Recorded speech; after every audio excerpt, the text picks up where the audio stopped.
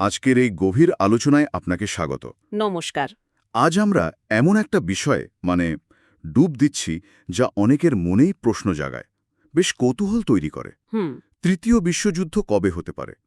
আমাদের হাতে কিছু উৎস আছে যা মূলত বাইবেলের ধরুন জিহিস্কেল আর প্রকাশিত বাক্যের কিছু ভাববাণীর ব্যাখ্যার উপর জোর দেয়। ঠিক। আর আমাদের লক্ষ্য হল এই উৎসগুলো ঠিক কিভাবে বিভিন্ন সম্ভাব্য সময় প্রেক্ষাপট এগুলো তুলে ধরেছে সেটা একটু খতিয়ে দেখা। হ্যাঁ, আর তাদের যুক্তির পেছনের ভাবনাগুলো বোঝা।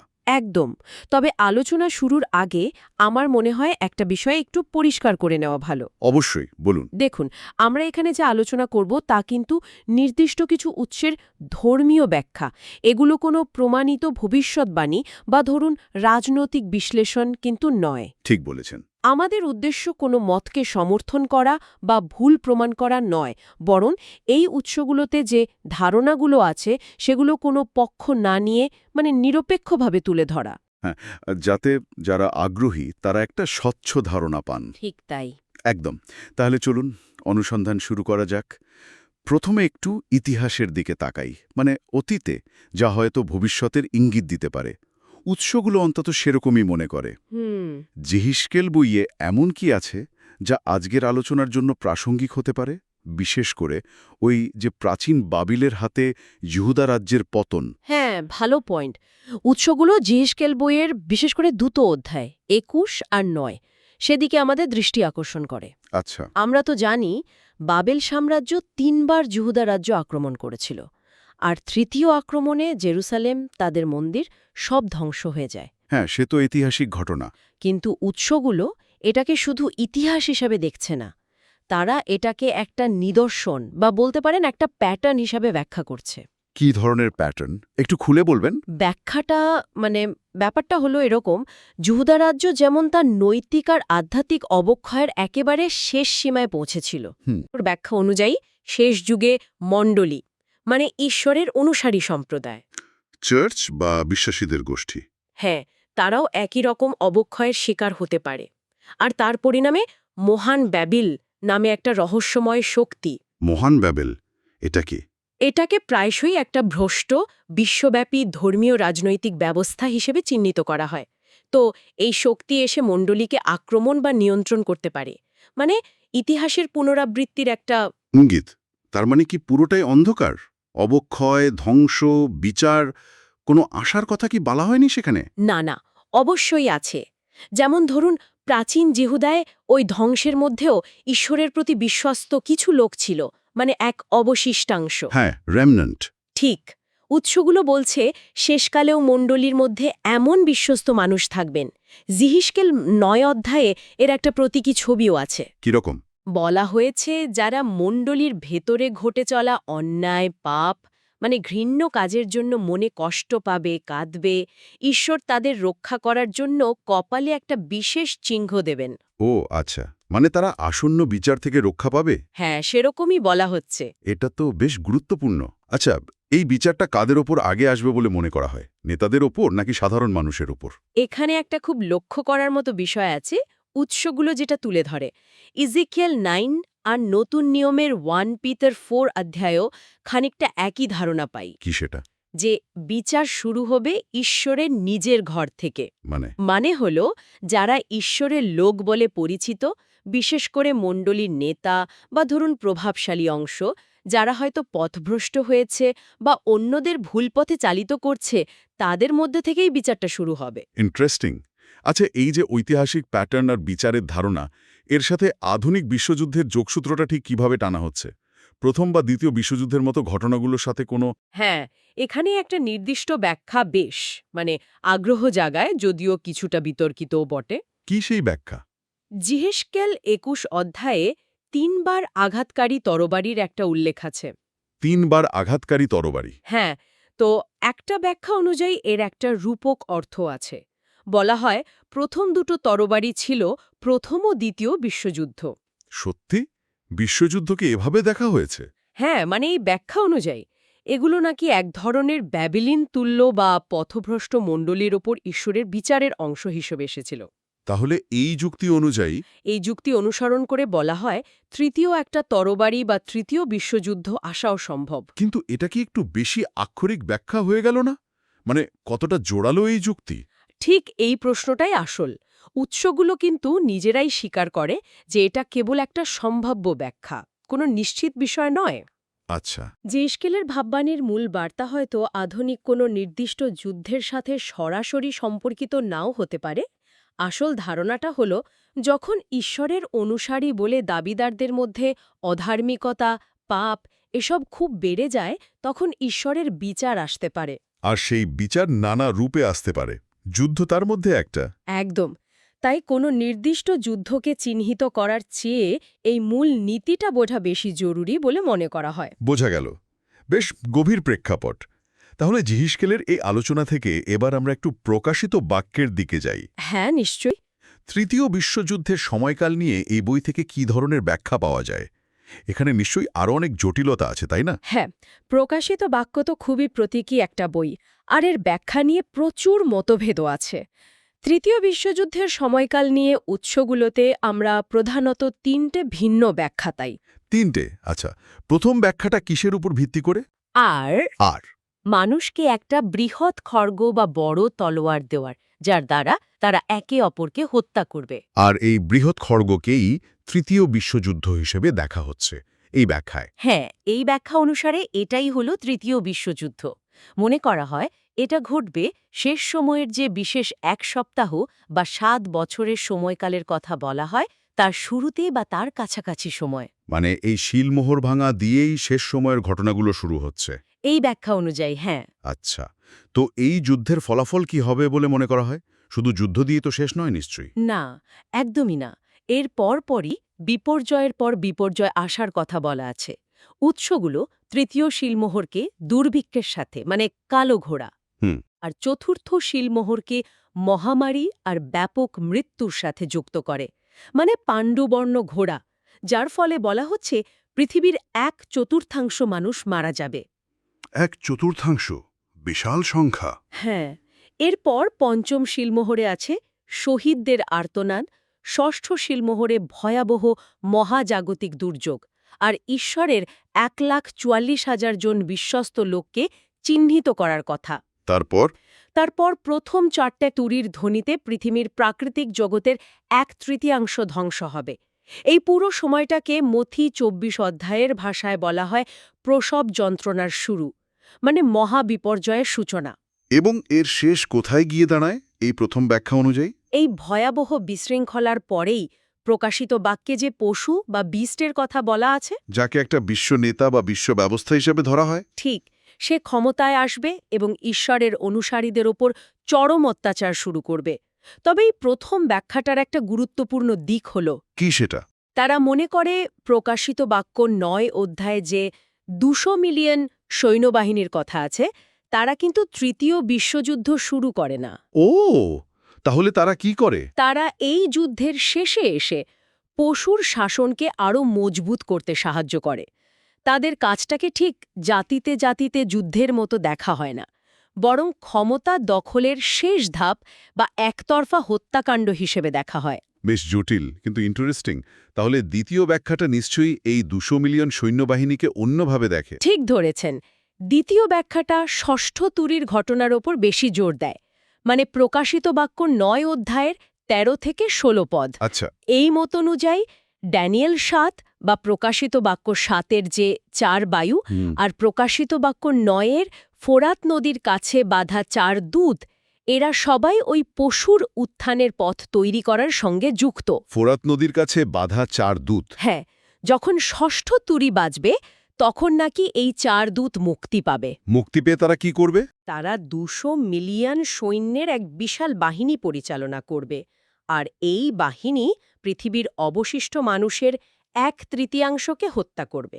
আবার 1/3, মানে প্রথমে 1/4, তারপর আরও 1/3। হ্যাঁ, এই ব্যাখ্যা অনুযায়ী।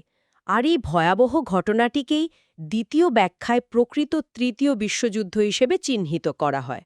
তাহলে দ্বিতীয় শিলমোহরের যুদ্ধটা কি? এই মত অনুযায়ী দ্বিতীয় শিলমোহরের বৃহৎ খড়গ হয়তো বিশ্বযুদ্ধ নয়, বড়ই ছোট বা আঞ্চলিক যুদ্ধ, যেগুলো ধীরে ধীরে বড় আকার ধারণ করে ষষ্ঠ তুরির সময়ে এই চূড়ান্ত বিশ্বযুদ্ধে রূপ নেয়। এই ব্যাখ্যায় ফোরাত নদীর উল্লেখটা খুব নির্দিষ্ট লাগছে। এর কি কোনো বিশেষ মানে আছে? কেন ফোরাত নদী? উৎসগুলো এখানে দুটো সম্ভাবনার কথা বলে। এক, এটা আক্ষরিক হতে পারে, মানে তুরস্ক, সিরিয়া, ইরাক এই অঞ্চলের ফুরাত নদী কেন্দ্রিক কোনো ঘটনা বা সেখান থেকে শুরু হওয়া কোনো সংঘাত, কারণ এখানেই তো প্রাচীন ব্যাবিল, পারস্য এদের কেন্দ্র ছিল। আর দ্বিতীয় সম্ভাবনা? দ্বিতীয়ত, এটা প্রতীকীয় হতে পারে। যেমন ধরুন, প্রাচীন বাবিল শহরকে ফোরাত নদী যেমন সুরক্ষা দিত, তেমনি আধ্যাত্মিক বাবিল, মানে শয়তানের প্রতিষ্ঠিত বিশ্ব ব্যবস্থা, তারও হয়তো কোনো প্রতিরক্ষা ব্যবস্থা আছে। যেমন?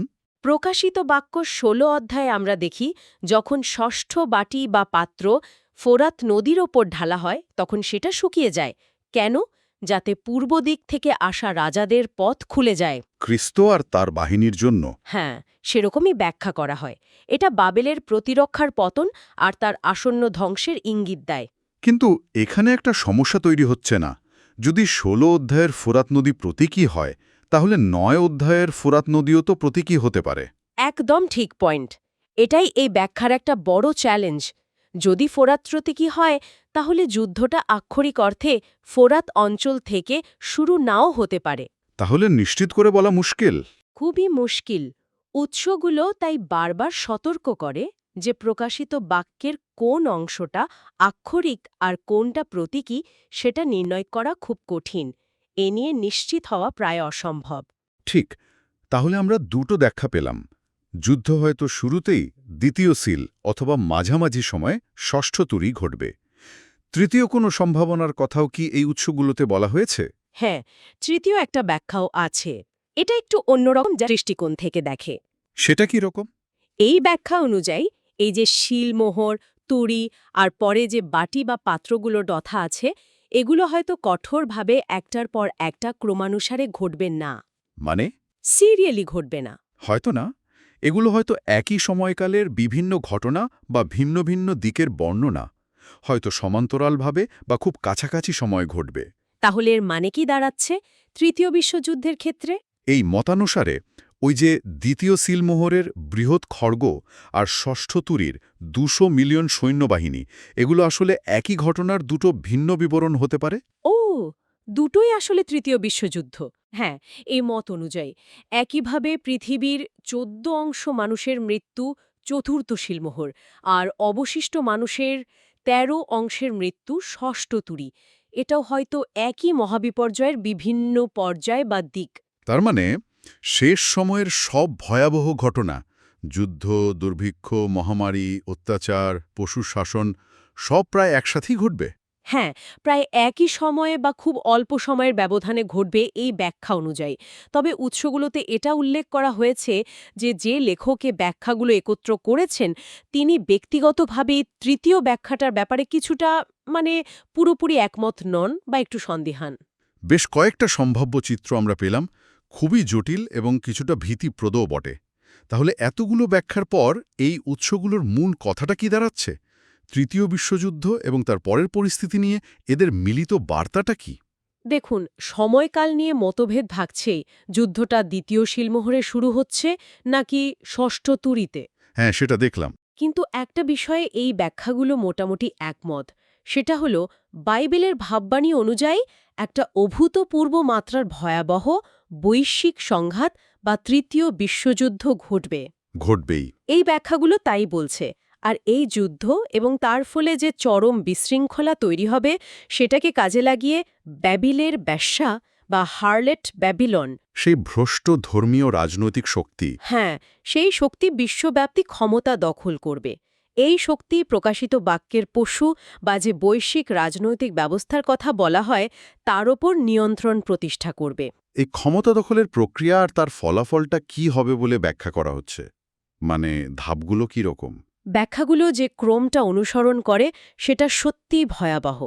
প্রথমে যুদ্ধ, দুর্ভিক্ষ, মহামারী আর অন্যান্য কারণে পৃথিবীর ১/৪ মানুষ মারা যাবে, মানে চতুর্থ শিলমোহর। এরপর প্রাকৃতিক আর মহাজাগতিক বিপর্যয়ে পৃথিবীর ১/৩ ধ্বংস হবে, প্রথম ৪টে তুরির ফল। তারপর? তারপর ষষ্ঠ তুরির সময় ওই বিশাল 200 মিলিয়ন সৈন্যবাহিনী এসে অবশিষ্ট মানুষের আরও 1/3 হত্যা করবে। ভাবা যায় জনসংখ্যার কি বিশাল একটা অংশ নিশ্চিহ্ন হয়ে যাবে। হ্যাঁ, অত্যন্ত ভয়ঙ্কর ধ্বংসলীলা। আর এই চরম বিশৃঙ্খলার মধ্যে দিয়েই বাবেল বেশ্যা আর পশু তাদের ক্ষমতাকে একদম পাকাপোক্ত করবে। তারপর কি শান্তি আসবে? হয়তো জাতিতে জাতিতে যুদ্ধ তখন থেমে যাবে, পৃথিবীতে এক ধরনের কৃত্রিম শান্তি বা শৃঙ্খলা আসবে। কিন্তু ঠিক সেই সময়েই কি হবে? এই বিশ্বশক্তির অধীনে ঈশ্বরের বিশ্বস্ত অনুসারীদের ওপর ইতিহাসের সবচেয়ে ভয়াবহ নির্যাতন নেমে আসবে, যা প্রকাশিত বাক্য অনুযায়ী 42 মাস বা 1260 দিন ধরে চলবে। 3.5 বছর? হ্যাঁ, প্রায় 3.5 বছর। এই কঠিন সময়ে ঈশ্বরের অনুসারীদের ভূমিকা বা অবস্থা কি হবে? তারা কি পুরোপুরি অসহায় থাকবে? না, একই সময়ে প্রকাশিত বাক্যে 2 সাক্ষীর আবির্ভাবের কথা বলা হয়েছে। 2 সাক্ষী? কারা তারা? অনেক ব্যাখ্যাকার মনে করেন এরা হয়তো সেই 1,44,000 জন চিহ্নিত ব্যক্তি যাদের কথা আগে বলা হলো। তারা ঈশ্বরের দ্বারা বিশেষভাবে সুরক্ষিত থাকবেন। তারা কি করবেন? তারা এই বাবেলীয় শক্তির বিরুদ্ধে সত্য ঘোষণা করবেন, ঈশ্বরের বার্তা প্রচার করবেন, এমনকি কিছু অলৌকিক ক্ষমতাও দেখাবেন। মানে একদিকে চলবে চরম অত্যাচার, অন্যদিকে চলবে এই সাক্ষীদের প্রতিরোধ আর ভবিষ্যৎবাণী। একটা চূড়ান্ত সংঘাতের চিত্র। আচ্ছা, এই অধ্যায়ের শেষ কোথায় গিয়ে হয়? এই 1260 দিনের অত্যাচার আর সাক্ষ্যদানের পর্ব যখন শেষ হবে, তখন খ্রিস্ট চূড়ান্ত বিজয়ের জন্য মহিমায় আবার ফিরে আসবেন। Second coming.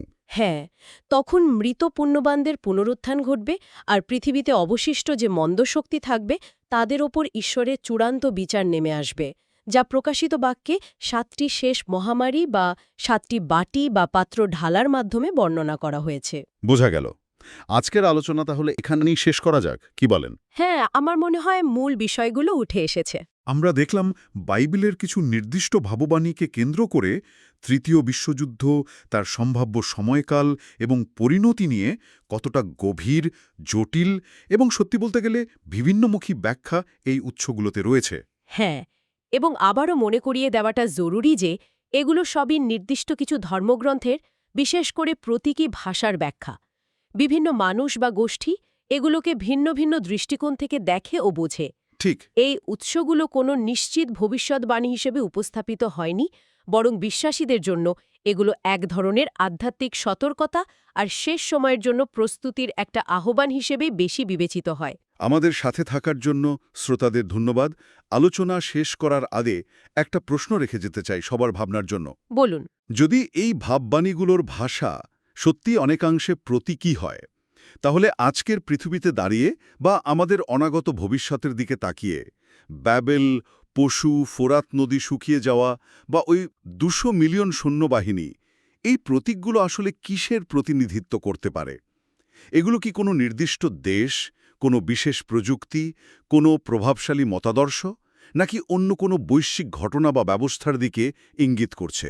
খুব গুরুত্বপূর্ণ প্রশ্ন। এটা নিয়ে ভাবনার অবকাশ রইল। আবার কথা হবে অন্য কোনো পর্বে। নমস্কার। নমস্কার।